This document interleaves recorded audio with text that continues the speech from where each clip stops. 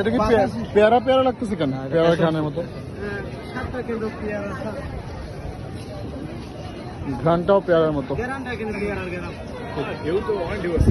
সোহেল ভাই কি অবস্থা আপনার? এই তো আমরা এখন প্যাশন ফ্রুট খাইতেছি। ইমন ভাইয়ের মতো টক মিষ্টি আমি এর আগে খাই নাই, সেই জন্য সোহেল ভাই বললো যে এটার সাথে মানে একবারে ঝাল ঝাল মরিচ মিশানো হবে। ইমন ভাই জিভ ভাই কি পানি চলে আসছে নাকি? আসলে ভাই নিজে টক মিষ্টি, এই জন্য ভাইয়ের লেভেলের অন্য কিছু টক মিষ্টি ভাই সহ্যই করতে পারেন অ্যাকচুয়ালি। যে কোনো টক মিষ্টি ভাই লেভেল থেকে ছাড়াই যাবে। খাওয়ার পরে দেয় আর কি। ইমন ভাই আপনি শুরু করেন দিলে।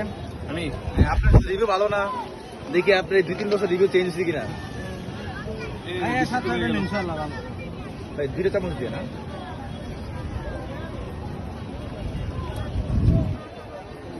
টেস্ট করে দেখেন, কে টেস্ট করবে? শুরু করেন। ইমন ভাই ইমন ভাই জয় বাংলা, বিসমিল্লাহ। জয় বাংলা।